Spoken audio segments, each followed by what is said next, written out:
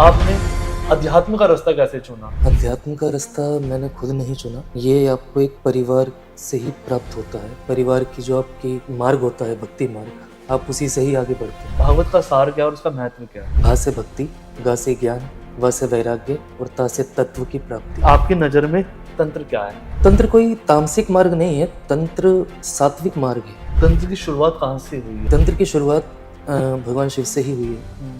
महादेव ने ही सारा ज्ञान दिया है। आज का जो युवा है वो तंत्र की तरफ आकर्षित हो रहा है बहुत ज़्यादा।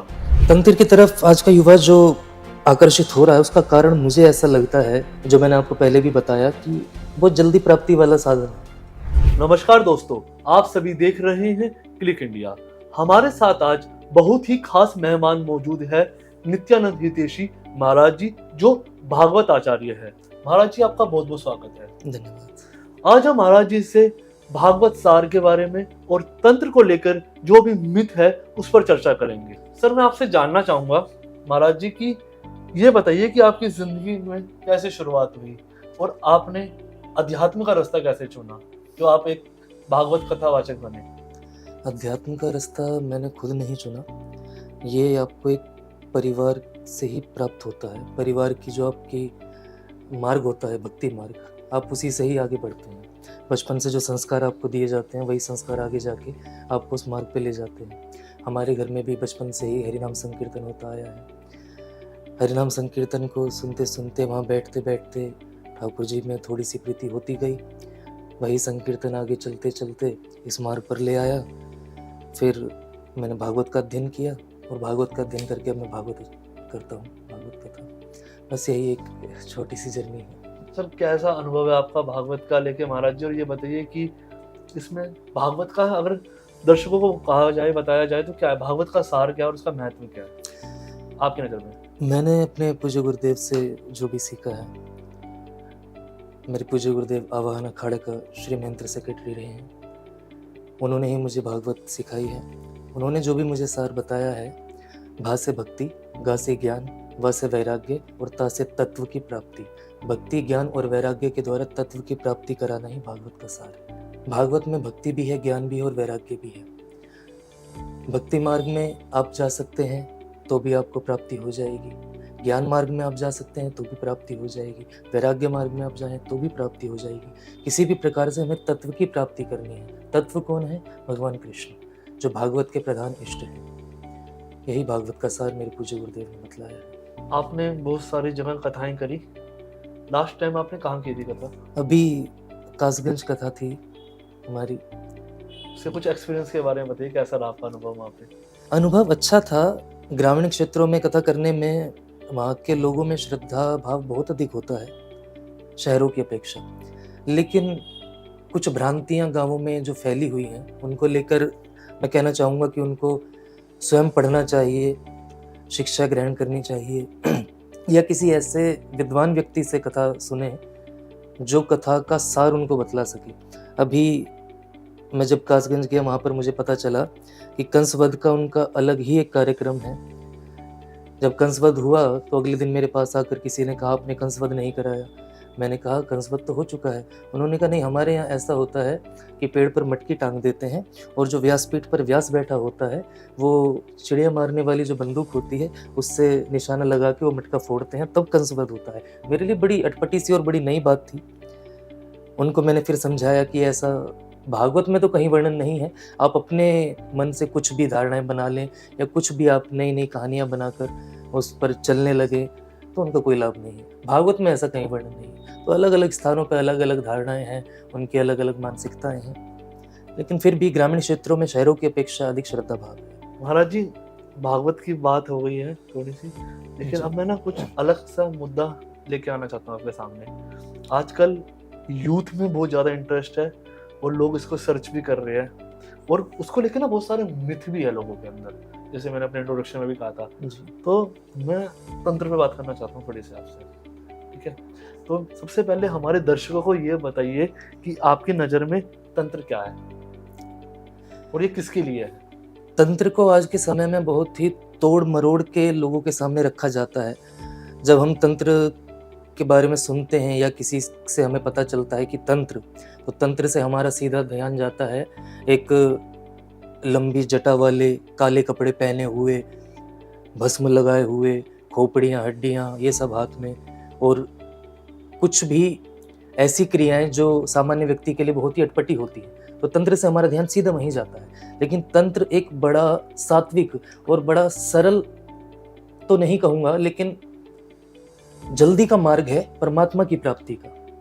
तंत्र की जो भी ज्ञान है तंत्र के बारे में, वो सब भगवान शिव के द्वारा कहा गया है और पार्वती जी को कहा गया है। तो भगवान शिव ने जितना भी तंत्र बताया है वो बहुत ही शीघ्र परमात्मा की प्राप्ति का मार्ग है। इसमें कोई भी आपको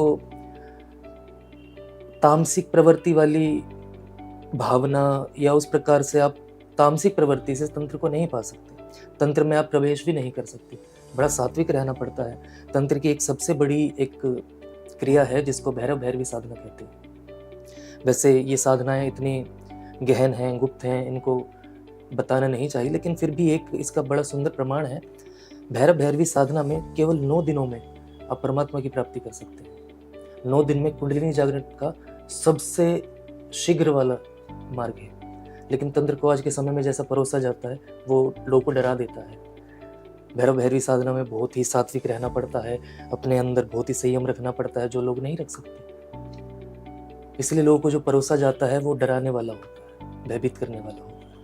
तो महाराज जी इसके कुछ प्रकार बताइए। आपने सात्विक बताया, क्योंकि लोगों को तो ये लगता है ना इसमें तो पूरा का पूरा तामसिक है इसका, और इसका जिसमें कैसे मतलब इसका प्रकार किस तरीके का होता है। इसमें सात्विक होता है, इसमें जिसमें दारू का इस्तेमाल, मदिरा, मांस, कैसे अलग या अलग है उससे?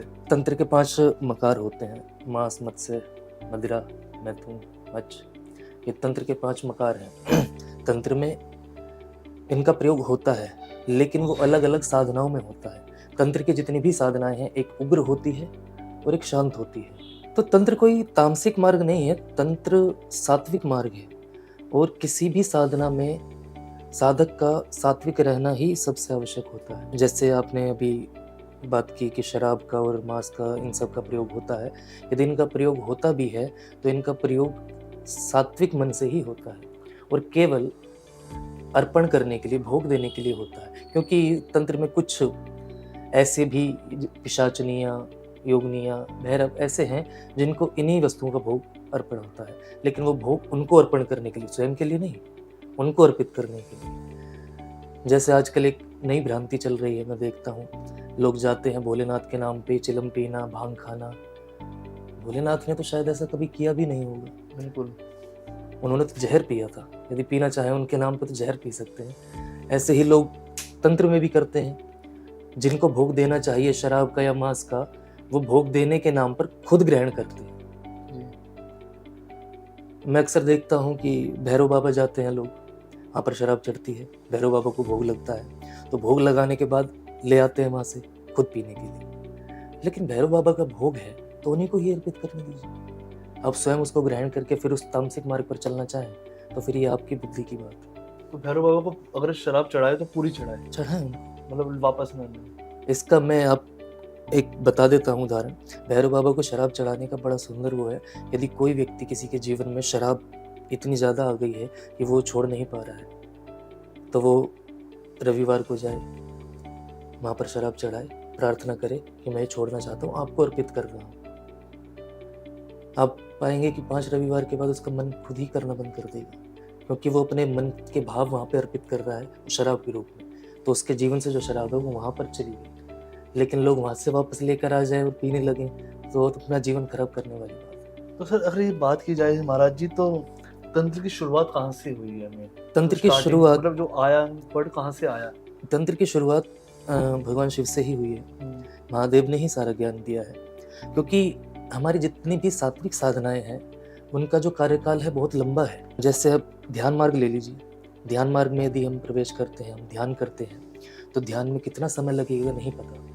मैं भी लगभग 12 वर्ष मैंने लगातार ध्यान किया। उसके बाद जाके एक क्षण के लिए एहसास हुआ था कि ध्यान में कुछ होता है। 12 वर्ष तक कुछ भी पता नहीं लगा, लेकिन वो अभ्यास की बात थी कि करना ही है, क्योंकि गुरुदेव की ऐसी आज्ञा थी कि करना है।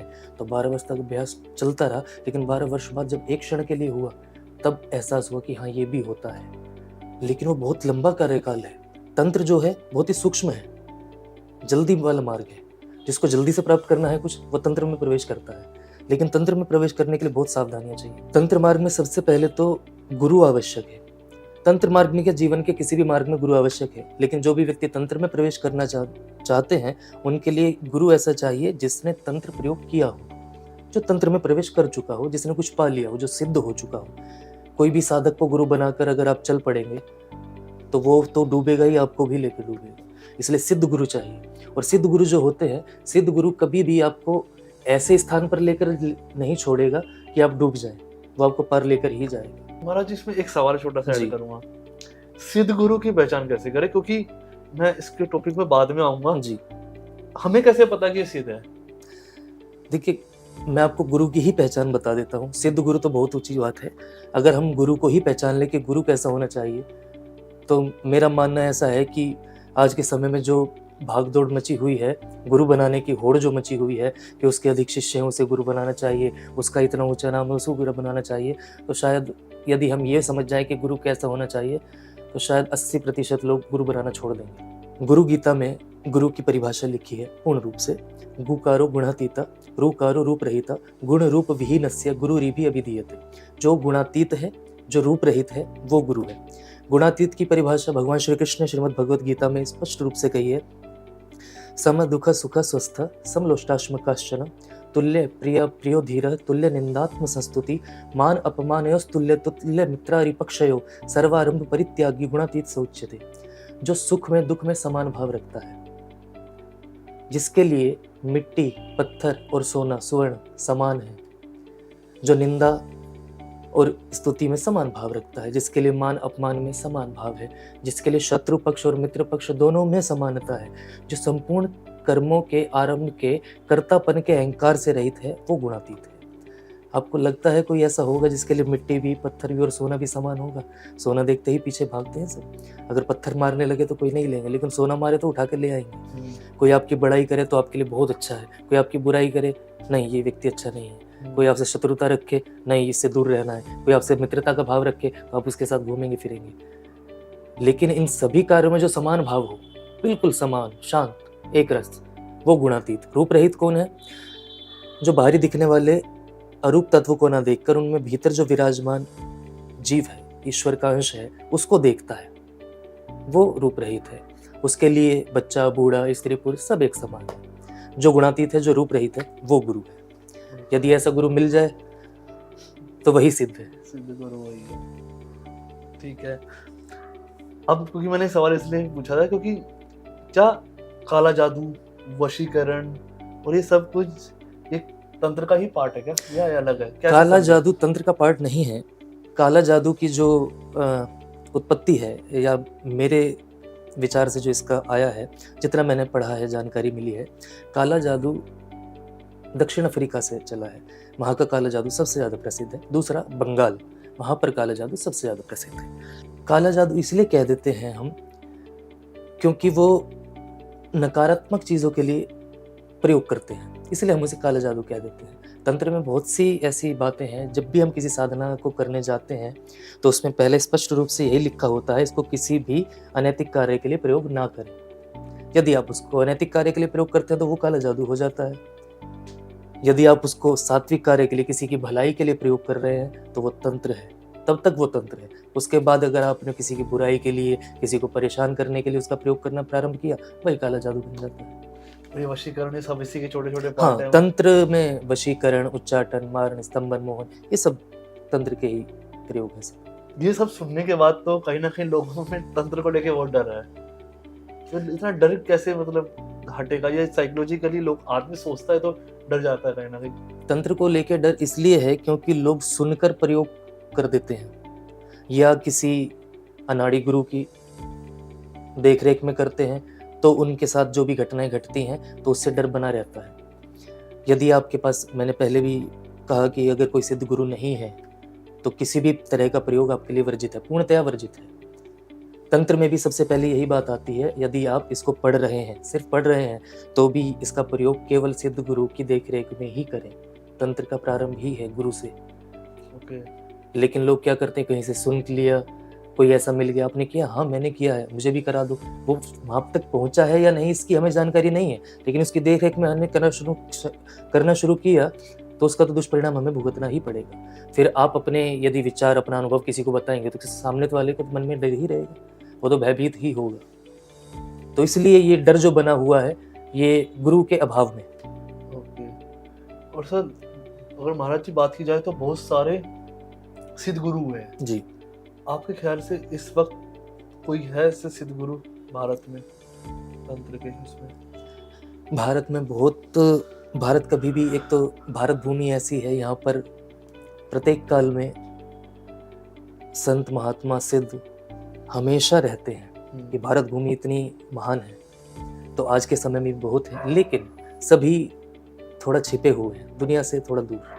जो ज़्यादा समाज में घुसे हुए हैं उन्हें मैं नहीं मानता कि बहुत ज़्यादा सिद्ध पुरुष रहे होंगे। जो समाज से थोड़ा कटे हुए हैं वो वास्तव में सिद्ध हैं, महापुरुष हैं, और उनके पास अच्छी जानकारी भी है, लेकिन उस जानकारी का ना तो वो कोई प्रयोग करते हैं।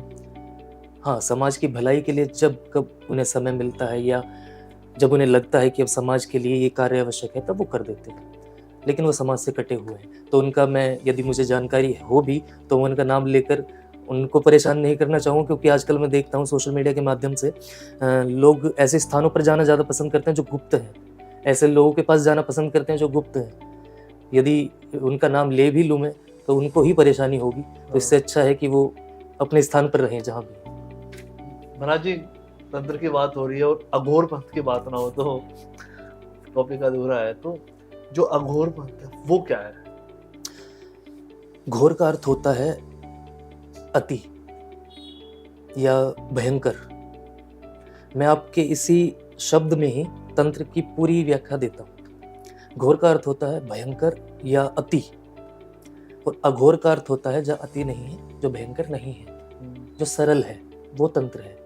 अघोरी का मतलब होता है सरल, लेकिन आजकल अघोरी का मतलब हो गया है भयंकर। उस शब्द का ही उल्टा कर दिया है। घोर बहुत भयंकर, और अघोरी जो बिल्कुल सरल हो। जो सरल होता है वही अघोरी है। जो आपको दिखने में भयंकर दिखाई दे रहा हो वो अघोरी नहीं हो सकता। ना ही वो मार्ग अघोरी हो सकता है जिस मार्ग पर डर लगे, या जो मार्ग भयंकर हो, वो मार्ग अघोर नहीं हो सकता।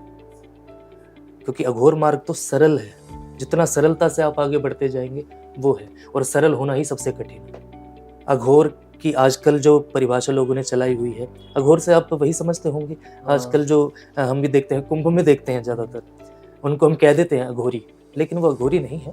वो एक संप्रदाय है, नागा संप्रदाय जो चलते हैं, उनमें अलग अलग उनकी विचारधाराएं हैं। जैसे मैं बहुत से ऐसे संतों से मिला हूँ, सिद्धों से मिला हूँ, जो अनेक वर्षों से हाथ ऊपर करके खड़े हैं, उन्होंने हाथ नीचे नहीं किया। जो अनेक वर्षों से केवल खड़े ही हैं, खड़ेश्वरी महात्मा होते हैं, जो दोनों में तपते हैं बीच में। ये एक हठ योग है, इसको आप अघोर नहीं कह सकते। ये हठ मार्ग है, हठ योग का मार्ग है। अघोर का मतलब है सरल मार्ग। इतनी सरलता से आप चलते जाएंगे उसके ऊपर आश्रित होकर, वो अघोर मार्ग है। लेकिन देखा जाता है कि कहीं ना कहीं वो काफी अग्रेसिव होते हैं, गुस्से वाले होते हैं, और उनसे बात करो तो उनसे आप वैसे सरल बता रहे हो, लेकिन ऐसा देखा नहीं गया है। मैंने इसलिए ही बताया है कि जो भयंकर हो वो अघोर नहीं हो सकता। वो हठयोगी तो हो सकता है, लेकिन अघोर नहीं हो सकता। जो अघोरी होंगे वो तो सरल ही होंगे। लोगों को भय इसलिए लगता है, इसलिए वो ज्यादा क्रोध करते हैं, क्योंकि ये आवश्यक भी है। एक छोटा सा उदाहरण देता हूँ। एक संत कहीं मार्ग से जा रहे थे, रास्ते में एक सांप मिला। संत ने उसको देखा, सांप उनको डसने के लिए पास आया। संत ने अपने ही मन के माध्यम से उसको समझाया कि तू जो लोगों को डसता है, तुझे इससे क्या मिलता है? एक तो तुझे सांप की योनि मिली है, उसमें भी तू ऐसे कर्म कर रहा है, फिर तुझे अगली योनि जो मिलेगी वो भी तेरी खराब ही होगी। सांप ने कहा मेरा तो काम ही है, मैं क्या करूं? संत ने कहा नहीं, ये काटना छोड़ दे, डसना छोड़ दे। कुछ दिनों बाद संत फिर उसी मार्ग से जा रहे थे तो देखा वही सांप अधमरी अवस्था में पड़ा हुआ था। छोटे छोटे बच्चे उसको पत्थर मार रहे थे। संत ने उस सांप को देखकर पूछा तेरी ये स्थिति कैसे हुई? सांप ने कहा कि आप इन्हें तो कहा था किसी को डसना नहीं है। संत ने कहा मैंने तुझे डसने के लिए मना किया था, मैंने तुझसे ये तो नहीं कहा कि फुफकार भी ना मारे। बच्चों को डराकर कम से कम दूर तो भगा सकता था, तूने फुफकार मारना ही छोड़ दिया। तो यही एक बात उन संतों के ऊपर भी जाती है। यदि वो लोगों को गुस्सा करके ऐसे भगाए ना अपने पास से, तो उनके पास इतनी भीड़ इकट्ठी हो जाएगी कि उनका जो स्वयं का समय है वो फिर उस भीड़ के लिए चला जाएगा। वो अपना समय बचाने के लिए ये कार्य करते हैं। इसलिए जितने भी सिद्ध योगी हुए हैं, अक्सर देखा जाता है कि वो मुख से बड़े कड़वे होते हैं, वो बड़े क्रोधी स्वभाव के होते हैं, क्योंकि वो दूर से दूर रखते हैं, समाज से दूर बचकर रहना चाहते हैं और लोगों को भी अपने से दूर रखने के लिए उनको ऐसा बनना पड़ता है। लेकिन भीतर से संत हृदय नवनीत समाना, वो तो मक्खन के समान कोमल है भीतर से, लेकिन उनको मुख से ऐसा रहना पड़ता है। महाराज जी ये बताओ कि आज का जो युवा है वो तंत्र की तरफ आकर्षित हो रहा है बहुत ज्यादा, क्या ये कितना सही है और ये कितना गलत है? तंत्र की तरफ आज का युवा जो आकर्षित हो रहा है, उसका कारण मुझे ऐसा लगता है, जो मैंने आपको पहले भी बताया, कि बहुत जल्दी प्राप्ति वाला साधन है। और आज का युवा ऐसा हो गया, उसे जल्दी से जल्दी कोई भी वस्तु चाहिए, बहुत जल्दी चाहिए। कुछ भी पाने की बहुत जल्दी लगी है, सबको जल्दी की ओर लगी है। वो आप बचपन से ये देखते हैं, जो रेस चली हुई है बच्चों की पढ़ाई से लेके जॉब तक, वो सारी जो हमारी मानसिकता बन गई है, वही तंत्र को लेके भी है। हमें कुछ भी वस्तु चाहिए, वो जल्दी से जल्दी कैसे मिले? तंत्र से। अभी कुछ दिनों पहले ही इंस्टाग्राम पे किसी ने एक वीडियो डाली हुई थी छाया पुरुष साधना के बारे में। एक साधना होती है छाया पुरुष, उसके बारे में उन्होंने डाला हुआ था, कुछ मंत्र डाले हुए थे वो भी, और उसमें कहा हुआ था कि बड़ी गुप्त साधना है, इसको हर किसी को बताना नहीं चाहिए, लेकिन फिर भी मैं बता रहा हूँ। और जो भी तरीका उन्होंने बताया, बड़ा गलत बताया। छाया पुरुष साधना मैंने की हुई है, मुझे उसका परिणाम भी पता है क्या हुआ था, लेकिन मैंने गुरु के सानिध्य में की थी, इसलिए उसका परिणाम दुष्परिणाम नहीं निकला। मैंने उसको देखा वीडियो को, मुझे लगा ये गलत है, इसको अगर सुन के किसी ने प्रयोग किया तो उसका दुष्परिणाम बहुत भयंकर होगा, वो शायद व्यक्ति ना झेल पाए। मैंने उसमें नीचे कमेंट लिख दिया कि यदि दुर्लभ है या गुप्त है तो बतानी नहीं चाहिए, और यदि बता रहे हो तो पूर्ण तरीके से बताओ और फिर उसके दुष्परिणाम भी बताओ। इसके बाद मेरे पास बहुत से मैसेज आने शुरू हो गए कि आप बताइए छाया पुरुष कैसे, आप बताइए। मैंने सबको एक ही बात कही, यदि आपके पास गुरु है तो आप इस विषय में पूछें, यदि गुरु नहीं है तो आप इस विषय से दूर रहें। ऐसे होती क्या है? छाया पुरुष एक ऐसी साधना है जिसमें आपके पास आने वाले किसी भी व्यक्ति के मन में क्या है, वो आपसे क्या प्रश्न करने वाला है, ये आपको पहले पता चल जाता है। ओके, जब भी मतलब लोगों का इतना इंटरेस्ट आता है। हाँ जी। और महाराज जी ये जो जितना, जैसे आपने खुद सोशल मीडिया का अभी एग्जांपल जी। दिया है, लोग इंटरनेट पे पढ़ते हैं और उस आधी अधूरी जानकारी होती है, क्योंकि गुरु के पास ही सारे गुप्त मंत्र है, या सारे कुछ उन्हीं के पास ही होता है। उसके बाद वो इस तरह की साधना करने की ट्राई करते हैं और उन काफी लोगों को नुकसान भी होता है, काफी लोग इस चीज को तक पहुंच भी जाते हैं कैसे तैसे, क्या पता उनका पुराना जन्म हो, कुछ भी वो सारे कारण हो सकते हैं। आपको क्या लगता है कि लोगों को इंटरनेट के माध्यम से ऐसी साधना करनी चाहिए? अगर नहीं करनी चाहिए, अगर कौन सी साधना वो कर सकते हैं, कौन सी नहीं करनी चाहिए? मुझे ऐसा लगता है कि तंत्र की कोई भी साधना आप कहीं से पढ़ के करें या इंटरनेट से देख के करें, आपको नहीं करनी चाहिए, क्योंकि जितने भी मंत्र हैं वो सब मंत्र कीलित हैं भगवान शिव द्वारा। आप उनका कितना भी जप करेंगे कोई लाभ नहीं मिलेगा, क्योंकि जितने भी तंत्र के मंत्र हैं वो सब भगवान शिव ने कीलित किए हुए हैं। और वो उनका उत्कीलन कैसे होता है? जब कोई सिद्ध गुरु आपको वह मंत्र प्रदान करता है, तब उस मंत्र को आप जाप कर सकते हैं। उससे पहले आप उसका जाप करते भी रहेंगे तो आप उस साधना को नहीं प्राप्त कर सकते। इसलिए गुरु की आवश्यकता होती है। तो इंटरनेट के माध्यम से या कहीं से पढ़ के हम कुछ करना प्रारंभ कर भी दें तो उसके दुष्परिणाम तो हमारे सामने आ सकते हैं, लेकिन उसमें हम सफलता नहीं प्राप्त कर सकते। तो इसलिए मैं कहूँगा कि कहीं से भी देखकर या पढ़कर ये सब साधनाएं नहीं करनी चाहिए। सात्विक साधनाओं में हमारे पास बहुत हैं, हमारे तो 33 कोटि देवी देवता हैं। हमें यदि करनी ही है तो सबसे पहले तो मुझे ऐसा लगता है कि गायत्री मंत्र जो पूर्ण है, गायत्री मंत्र की साधना सबसे उत्तम है, गायत्री साधना करनी चाहिए। जो गायत्री साधना नहीं कर सकते या नहीं करना चाहते, उनके लिए हनुमान जी महाराज हमारे बैठे हुए हैं। जो ये पढ़े हनुमान चालीसा होए सिद्धि साखी गौरी सा, इसमें भी सिद्धि है और इसकी जो साक्षी है माँ पार्वती है। जो भी हनुमान चालीसा का पाठ करते हैं उनको सिद्धि प्राप्त होती ही है, होए सिद्धि साखी गौरी सा। तो इसलिए हनुमान चालीसा का पाठ करने से सात्विक साधना तो मुझे लगता नहीं कोई हो सकती है। और हनुमान जी महाराज इतने प्यारे हैं, उनका तो कहना ही क्या। बिल्कुल। और क्या कहते हैं, जैसे मैं पूरा का पूरा सारा का इंटरनेट पढ़कर आया हूँ, समझ कर आया हूँ, जी। अभी मैं आपसे सवाल कर रहा हूँ। एक आजकल सबसे ज्यादा एक वर्ड ट्रेंडिंग में चल रहा है, वो साधना को लेकर लोगों को काफी उसमें रुझान भी, और उससे देखते हुए बात भी करते हो, कीवर्ड भी बन गया एक तरह से वो एसईओ का। कर्ण पिशाचिनी, कुछ इसके बारे में बताइए कि ये क्या है?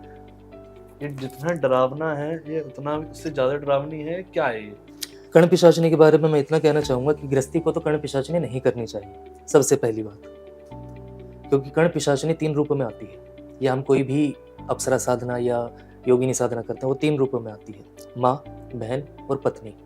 ठीक है। यदि आप माँ के रूप में उसको स्वीकार करते हैं तो आपकी माता जो है उनको कष्ट होगा, यदि बहन के रूप में स्वीकार करते हैं तो बहन है उसको कष्ट होगा, यदि पत्नी के रूप में स्वीकार करते हैं तो आपकी पत्नी, आपका गृहस्थ जीवन नहीं रहेगा। तो 3 रूपों में आती है, इसलिए मेरा मानना ये है कि गृहस्थी को कभी भी ये साधनाएं नहीं करनी चाहिए। हाँ, जिसे परिवार से अलग रहना है वो ये साधनाएं कर सकता है। दूसरा, कर्ण पिशाचिनी बड़े उग्र रूप में आती है और साधना काल में ही वो सामने वाले व्यक्ति को, साधक को इतना डरा देती है, उस समय हो सकता है कि आपका मानसिक संतुलन भी बिगड़ जाए। तो इसलिए आपको कर्ण पिशाचिनी नहीं करनी चाहिए। यदि आपके साथ में गुरु बैठे हैं और गुरु अपने सानिध्य में आपको ये साधना करा रहे हैं और वो गुरु सिद्ध हैं तो आप इस साधना को कर सकते हैं, नहीं तो इस साधना के बारे में तो बात भी ना करें तो ही अच्छा है। कर्ण पिशाचिनी का यही कार्य है, वो भूतकाल की कोई भी बात आपके कान में आके चुपचाप से कह देती है। किसी भी व्यक्ति के बारे में कोई भी जानकारी आपको चाहिए वो आपके कान में आके बोल देती है। लेकिन कर्ण पिशाचिनी का जो रूप है वो बड़ा भयंकर है, इसलिए कर्ण पिशाचिनी आप किसी भी व्यक्ति को नहीं करनी चाहिए बिना गुरु की सानिध्य में। और उसका फायदा उनको सिर्फ यही होगा कि जो भी बात किसी कोई व्यक्ति आता है तो उसके कान में आके उसके बारे में बता देती है। बिल्कुल, आप उससे कोई भी भविष्य बता प्रश्न, देंगी। आप उससे कोई भी प्रश्न करना चाहें तो वो आपके कान में बता सकते हैं। और फिर छाया साधना में, छाया साधना में जो व्यक्ति आ रहा है केवल उसके मन की बात जान सकते हैं, किस उद्देश्य से आ रहा है। लेकिन कर्ण पिशाचिनी एक ऐसी साधना है, यहाँ बैठे हुए मैं आपके घर का हाल भी बता सकता हूँ कि आपके घर पे क्या है, कौन सी वस्तु कहाँ रखी है, आपके घर पे क्या चल रहा है। ये कर्ण पिशाचिनी का कार्य होता है। कर्ण पिशाचिनी किसी भी व्यक्ति के बारे में, किसी भी वस्तु के बारे में, किसी भी स्थान के बारे में आपको वो छोटी से छोटी डिटेल दे सकती है जो केवल या तो आपको ही पता हो और हो सकता है वो डिटेल आपको भी ना पता हो। कर्ण पिशाचिनी वह सब बता सकती है आपको। लेकिन फिर मैं बात वही करूँगा कि ये साधना ना करें। और ये तो इसका जो पूरा प्रोसीजर होता है कितने दिन का होता है करने का? देखिए, कार्यकाल तो सभी का अलग अलग समय है, तो साधक के ऊपर डिपेंड करता है कि साधक की मनोदशा कैसी है, वो भीतर से कितना स्पष्ट है, उस पर गुरु की कितनी कृपा है और गुरु किस प्रकार से उसको साधना करा रहा है। ये सब गुरु के ऊपर है। जैसा गुरु है, जिस भाव से आप कर रहे हैं, उसी शीघ्रता से आपको ये साधना प्राप्त होती है। कुछ साधनाएं ऐसी भी हैं, मेरा अपना मानना ये है, साधनाएं हम बहुत बहुत सालों तक करते हैं, वर्षों तक करते हैं। एक व्यक्ति मुझे मिले थे, उन्होंने गायत्री के 24 पुरुष चरण किए थे, लेकिन उनको गायत्री सिद्ध नहीं हुई थी। और मेरे पास ऐसे भी व्यक्ति हैं जिन्होंने 1 पुरुष चरण किया है, उनको गायत्री सिद्ध है। थोड़ा इसके बारे में एक्सप्लेन करें कि कैसे? किसी भी सात्विक मंत्र को जाप करने के लिए 1.25 लाख का उसका जाप करना होता है। 1.25 लाख आप जाप करने के बाद उसके दशांश का, उसका 10% जो होता है उसका हवन करते हैं, और उस हवन का जो दशांश होता है उसका आप तर्पण करते हैं। तर्पण का जो 10% होता है उसका आप मार्जन करते हैं, दशांश, और फिर उसका दशांश ब्रह्मभोज होता है। तो ये पूरी प्रक्रिया होती है। इस पूरे कार्यकाल में आपको पूर्णतः सात्विक रहना होता है, मन से और शरीर से, विचारों से पूर्णतः सात्विक रहना होता है, सात्विक भोजन। ये पूरा कार्य होने के बाद आपको वह मंत्र सिद्ध हो जाता है, तो इसको एक पुरुष चरण कहा जाता है। लेकिन ऐसा आवश्यक नहीं कि एक बारी में ही सिद्ध हो जाए, ये भी भाग्य, आपके भाव और सबसे बड़ी बात गुरु की कृपा, इस पर निर्भर करता है। मेरे बहुत ही पास के ही जानकार हैं, ऐसा कहूँगा निकट वाले, उन्होंने 24 पुरुष चरण किए हुए, लेकिन उनको गायत्री सिद्ध नहीं हुई। और मेरे ऐसे भी जानकार हैं जिन्होंने 1 बार पुरुष चरण किया तो उनको गायत्री सिद्ध है। तो ये सब आपके मन के भाव, सबसे बड़ी बात मैं कहूँगा भाव यहाँ पर महत्वपूर्ण है। आप किस भाव से कर रहे हैं और कितनी एकाग्रता से कर रहे हैं उस चीज़ को, और गुरु की कितनी कृपा है, सब यहीं पर ही डिपेंड करता है। महाराज जी, मेरा एक सवाल ये आया बात तुमसे निकल कर कि जैसे जो तंत्र मार्ग है उसमें जैसे बहुत सारी साधनाएं हैं, तो जो सबसे बेसिक साधनाएं कौन कौन सी है इसमें, जो मतलब करे तो कोई ना, आपने पहले ही बता दिया, गुरु के बिना तो बिल्कुल ना करे, और सबसे उग्र साधना कौन कौन सी है, थोड़ा इसके बारे में बता दीजिए। बेसिक साधनाएं इसमें बहुत हैं, योगिनी साधनाएं हैं, पिशाचिनी साधनाएं हैं, ये बेसिक साधनाएं हैं। या मैं कहूँ कि कोई भी लक्ष्मी प्राप्ति साधना कर ली जाए, भाग्योदय के लिए कोई साधना कर ली जाए, ये बेसिक साधनाएं हैं, इनको आप सात्विक रूप में भी कर सकते हैं। और जो मुझे लगता है सबसे ऊंची जो साधना है वो है भैरव भैरवी साधना। ये साधना आपको 9 दिन में परमात्मा की प्राप्ति करा सकती है। केवल 9 उग्र दिनों। साधना है बहुत। लेकिन नहीं, ये बिल्कुल सात्विक साधना ही है। ये तंत्र की भी सबसे ऊंची और सबसे सात्विक साधना है। इसमें आपको जितना भी सात्विक आप रह सकते हैं, उसके लिए आपको अभ्यास करना पड़ता है कई वर्षों से। उन 9 दिनों के लिए आपको कई वर्षों से अभ्यास करना पड़ता है, तब जाके उन 9 दिनों में आप वो साधना पूरी कर सकते हैं। उसके भैरव अंदर भैरवी कुछ साधना, आभास भी कुछ ऐसे होते हैं। उसके अंदर आपको पूर्णतया एक एक दिन में आभास होते हैं। प्रत्येक दिन आपको नया अनुभव होगा। आपकी कुंडलिनी जागृत होती रहेंगी। आपको प्रत्येक दिन एक नया अनुभव सीखने को मिलेगा। आपको नई वस्तुएं दिखाई देनी शुरू होंगी। नए नए अनुभव जो आपके मस्तिष्क में भी ना हो, Third वो आपको sense। प्रत्यक्ष दिखाई देने लगेंगे भैरव भैरवी साधना में। और जब पूर्णतः साधना हो जाती है, यदि 9 दिन आपके पूरे हो गए, तो आपको परमात्मा की प्राप्ति हो ही जाएगी। फिर उसके बाद कुछ चाहिए ही नहीं। उसके बाद इसमें कुछ बेनिफिट, जिसमें क्या होगा कि आदमी बिल्कुल ही अलग हो जाएगा। बेनिफिट, मैं तो कहता हूँ हमें ये मनुष्य शरीर मिला ही इसलिए है कि हम परमात्मा की प्राप्ति कर सकें। इससे अच्छा तो बेनिफिट और कोई है ही नहीं। लेकिन संसारिक वस्तुओं की तरफ देखें कि हमें पैसा चाहिए, प्रतिष्ठा चाहिए, हमें नाम चाहिए। आजकल फेम के पीछे लोग ज़्यादा भाग रहे हैं। बिल्कुल। लोगों को फेम चाहिए, सबसे बड़ी बात है। मेरे पास भी जितने भी लोग आते हैं, मैं उनसे पूछता हूँ किस लिए करनी है साधना।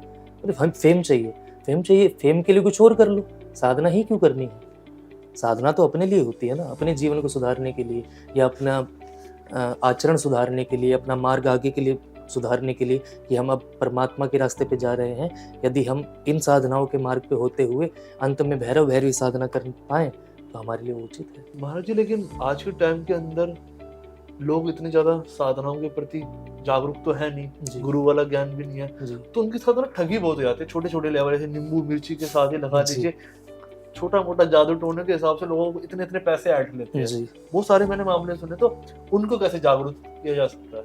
देखो, बहुत सी बातों में ऐसा कहूँगा कि लोगों के ऊपर कोई भी परेशानी आती है, वो इधर उधर भागते हैं। किसी ओझा को दिखाओ, पंडित जी को दिखाओ, कोई तांत्रिक के पास जाओ, ये काम हमारा ऐसे हो जाए, किसी का वशीकरण हो जाए। सबसे ज़्यादा तो वशीकरण के लिए लोग जाते हैं कि हमारा पति हमारी नहीं सुनता, हमारी सास हमारे बस में नहीं है, मेरा बेटा मेरी नहीं सुनता, मेरी बहू मेरी मुट्ठी में नहीं रहती है। ये सब करने के लिए फिर क्या करेंगे, वशीकरण कराएंगे। वशीकरण कैसे, फिर जाएंगे इन तांत्रिकों को ढूंढने के लिए, जो कई बार सड़क पे भी बैठे मिल जाते हैं। लंबे मैं आज बहुत बार देखता हूँ, बसों में भी आते हैं कार्ड देने के लिए कि बाबा बंगाली। हाँ, इस तरह के जो नाम होते हैं, वशीकरण, विदेश यात्रा में रुकावट, ग्रह, सौतन से छुटकारा। हाँ, ये सब जितने भी चलते हैं। और इनके घर में सबसे ज्यादा कलेश मिलते हैं। इनके खुद के घर में सबसे ज्यादा कलेश मिलते हैं। इनका खुद का कलेश खत्म नहीं होते, दुनिया के कराते फिर 24 घंटे में गारंटी से समाधान, ये ऐसे पूरा ऐसा रखते हैं। तो लोग उसकी ओर आकर्षित हो जाते हैं कि हाँ, हमें भी अपनी समस्या, दुखी तो सबको ही है, तो लोगों को लगता है हम भी जाएं उनके पास। लेकिन मैं एक बात कहूँगा यहाँ पर कि प्रारब्ध जो है वो सबको भोगना पड़ता है। ठीक है। आप अपने प्रारब्ध को काटने के लिए किसी के भी पास जाओगे या कटवाने के लिए जाओगे, तो वो आपको सिर्फ लूट सकता है, आपका प्रारब्ध तो खत्म नहीं कर सकता। इसका मैं सबसे बड़ा उदाहरण दूंगा श्रीमद् भागवत का ही। भागवत जी में भगवान श्री कृष्ण का जब परलोक गमन का समय आया, तब वो द्वारिका के पास ही एक स्थान पर अपने सारथी को लेकर आए। उन्होंने कहा कि द्वारिका 7वें दिन डूब जाएगी, अब मेरे जाने का समय हो गया है, तुम भी जाओ। कह देना कि जितने भी स्त्री बच्चे हैं उनको लेकर अर्जुन हस्तिनापुर चले जाएं। उसके बाद भगवान अपने एक पैर के ऊपर अपना दूसरा पैर रखकर वहां पर बैठ गए। वहीं पास में एक शिकारी था, उसने दूर से देखा तो भगवान के पैर में पद्म था। उनका जो तलवा था लाल लाल हिरन के मुंह जैसा प्रतीत हो रहा था। उसे लगा कि हिरन है, उसने दूर से ही बाण मारा, भगवान को आकर लगा। वो शिकारी पास आया, उसने आकर क्षमा याचना की, मुझे क्षमा करो, मैं नहीं जानता था आपने। भगवान ने उससे एक बात कही कि ये मेरा प्रारब्ध था जो मुझे भोगना ही था। पिछले जन्म में मैंने छुप के तुम्हें बाण मारा था, तुम बाली थे और मैं राम अवतार में आया था। मरते समय तुम्हारे मन में था तो कि तुमने मुझे, बाली ने भगवान राम से कहा था, मारे हूं मोहि व्याध की नाई, आपने मुझे शिकारी की तरह छुप के बाण मारा है। तो मरते समय जो उसके मस्तिष्क में बात बैठी हुई थी, व्याध, शिकारी, तो अगला जन्म उसको मिला शिकारी का। और भगवान श्री कृष्ण अवतार लेकर आए, तब उसने शिकारी बन के भगवान को बाण मार के उनका प्रारब्ध खत्म किया और अपना प्रारब्ध खत्म किया। तो प्रारब्ध तो भगवान को भी भोगना पड़ता है यदि वो मनुष्य अवतार ग्रहण करके आते हैं। तो हम तो साधारण से मनुष्य हैं, हमें तो प्रारब्ध भोगना ही पड़ेगा। हाँ, इन साधनाओं से, गुरु कृपा से, ईश्वर कृपा से हमें उन प्रारब्धों को काटने की शक्ति मिलती है। और दूसरा, बहुत से ऐसे भी देखा जाता है कि कहीं तलवार लगने वाली है तो सुई से काम हो जाता है। तो भगवान इतना ही करते हैं। भगवान इतना कर सकते हैं, लेकिन इन तांत्रिक जो ये नींबू मिर्ची काटने वाले ये इतना भी नहीं कर सकते। इसलिए इनके पास ना जाके भगवान की शरण में जाओ, उनसे प्रार्थना करो। और हनुमान जी महाराज संकट कटे मिटे सब पीरा, जो सुमरे हनुमत बीरा। जो सुमरे हनुमत बीरा, उनकी शरण में जाओ।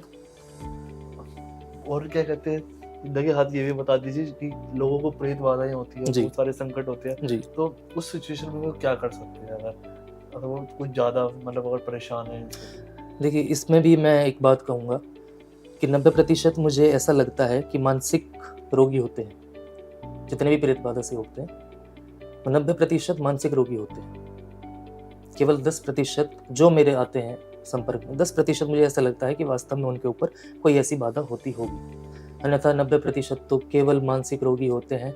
वो अपने अंदर जो विचार होते हैं वो इतने कुंठित हो जाते हैं, समय समय पर आपको दबाया जाता है, भीतर जो आपके विचार इकट्ठे होते रहते हैं, आप दब दब के सब चीज़ों से परेशान होते रहते हैं, वो एक बार फिर लावा बन के फूटते हैं तो सामने वाले को ऐसा लगता है कि आपके ऊपर कोई सवारी आ गई, या आपके ऊपर भूत आ गया, या आपके ऊपर कोई बाधा है।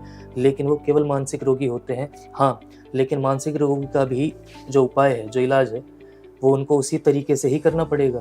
उनको दिखाना भी पड़ेगा कि आपके ऊपर झाड़ फूँक से ही असर हो रहा है। और मैं देखता हूँ कि ऐसा करने से उनको लाभ भी मिल जाता है, क्योंकि उनके मस्तिष्क में बैठा हुआ है कि मेरे ऊपर कुछ ऊपरी है, तो उनको सामने दिखता है कि मेरे साथ अब उपचार हो रहा है या उपाय हो रहा है, तो वो ठीक भी हो जाते हैं। लेकिन जो 10% है, यदि उनको वास्तव में ऐसी कोई समस्या है तो प्रेत बाधा के लिए बहुत से उपाय हैं। एक तो हनुमान जी महाराज ही हैं, भूत पिशाच निकट नहीं आवे, महावीर जब नाम सुनावे। एक तो हनुमान जी महाराज हैं। दूसरा गायत्री, गायत्री सबसे उपयुक्त है। किसी भी व्यक्ति के पास ऐसी कोई प्रेत बाधा हो तो गायत्री मंत्र सबसे लाभकारी है। गंगा जल सबसे ज़्यादा लाभकारी है। और यदि ऐसा कोई समस्या होती भी है, लोग बालाजी जाते हैं, वहाँ पर भी उपाय हो जाते हैं। लेकिन बालाजी में केवल हनुमान जी महाराज की शरण में, वहाँ पर भी बहुत लूटने, ऐसा नहीं मैं कहूँगा कि सभी हैं, लेकिन लूटने वाले वहाँ पर भी बहुत बैठे होंगे। तो गुरु की शरण में जाएं या परमात्मा की शरण में जाएं, या कोई आपको वास्तव में लगता हो कि जानकार व्यक्ति है तो उसकी शरण में जाएं ऐसे समय पर। इन तांत्रिकों के पास जाकर नींबू मिर्ची ना कटवाएं तो उत्तम है। ठीक है। और जैसे तंत्र की बात होगी, अध्यात्म की बात होगी, जैसे जिन युवाओं को अध्यात्म की ज्यादा जानकारी नहीं, तो उनको क्या ज्ञान देना चाहेंगे कि आप कैसे वो अध्यात्म में आगे बढ़ सकते हैं? जो युवा पीढ़ी है आज के समय में, एक तो सबसे बड़ी बात मैं कहूँगा धैर्य नहीं है। धैर्य ना होने के कारण उनको हबड़ तबड़ मची हुई है कि जल्दी से जल्दी कुछ भी पाना है, बहुत जल्दी पाना है। और अध्यात्म के मामले में भी मैं देखता हूँ, अध्यात्म के मार्ग में भी यदि जाना है तो बहुत जल्दी कुछ पाना है। लेकिन अध्यात्म का मार्ग इतनी सरलता से पाने वाला नहीं है, धैर्य रखना पड़ता है। और अध्यात्म, जहाँ तक अध्यात्म की बात है, अध्यात्म केवल ये नहीं है कि आप पूजा पाठ करते हैं, मंदिर जाते हैं, केवल ये अध्यात्म नहीं है। आप दूसरों का हित करते हैं, परहित करते हैं, दिन दुखियों की सेवा करते हैं, इसे भी मैं अध्यात्म का मार्ग कहूँगा। और अध्यात्म मार्ग में, भक्ति मार्ग में यदि प्रवेश करते हैं तो भक्ति तो बड़ी कठिन है। ईश्वर के प्रति जो हमारा भाव है, हमारा प्रेम का भाव, जो हम उसको स्वयं को समर्पित करके रखते हैं, अपने भाव कुछ भी, वो अध्यात्म का मार्ग उचित है। लेकिन एक कट्टर सनातनी वाली जो आजकल चली हुई है, वो कट्टर सनातनी अग्रेसिव वाला, वो भी मैं कहूँगा किसी हद तक ठीक है, किसी हद तक, लेकिन सदा नहीं। वो समाज के लिए उचित है, लेकिन आपके खुद के लिए उचित नहीं है। जी। समाज के लिए इसलिए उचित है कि समाज पे यदि कोई ऐसी समस्या आती है या कोई विपत्ति आती है, तो उस समय तो आप उस अग्रेसिव नेचर के साथ, उस कट्टरपंथ के साथ जो आपकी भावना है, तब तो उसमें रह सकते हैं, सही है वो। लेकिन स्वयं के लिए तो शांत ही होना पड़ेगा। और शांत होने के लिए सबसे अच्छा उपाय मैं बताऊंगा आज के युवा के लिए, मेडिटेशन। उसे ध्यान करना चाहिए। जितना मेडिटेशन करे, जितना ध्यान करे, वो उसके लिए सबसे उत्तम। और ध्यान की प्रक्रिया भी मैं बताऊं, ध्यान को ये नहीं कि हम बैठ के ध्यान करने के लिए ध्यान करना है। आजकल लोग बहुत जाते हैं कि हम वहाँ शिविर में जा रहे हैं, हमें वहाँ ये मिलेगा। ध्यान आप एकांत में घर में बैठकर भी कर सकते हैं। ध्यान का मतलब ये कोई भी कार्य आप ध्यान से करें, बस वही ध्यान है। कोई ऐसी लंबी चौड़ी वो नहीं है कि आपको बहुत बड़ी प्रक्रिया करनी है ध्यान। तो आप कुछ भी थोड़ा समय निकाल कर आप ध्यान पूर्वक केवल बैठना है। उसमें तो स्वयं को देखना है कि हम इतना समय अपने लिए निकाल रहे हैं, हम खुद को भी तो देखें हम क्या है। स्वयं के लिए अगर 20 मिनट भी प्रतिदिन निकाल ले व्यक्ति, तो बस उसके लिए अध्यात्म का मार्ग यही सबसे उत्तम। तो ये थे मेरे साथ नित्यानंद हितेशी महाराज जी, जो भागवत आचार्य हैं, इन्होंने बताया कि आप किस तरीके से अध्यात्म के रास्ते पर आगे बढ़ सकते हैं। तंत्र को लेकर जितने भी मिथ थे उनको भी दूर किया। महाराज जी, आपका हमसे बात करने के लिए बहुत बहुत धन्यवाद। जय श्री कृष्ण।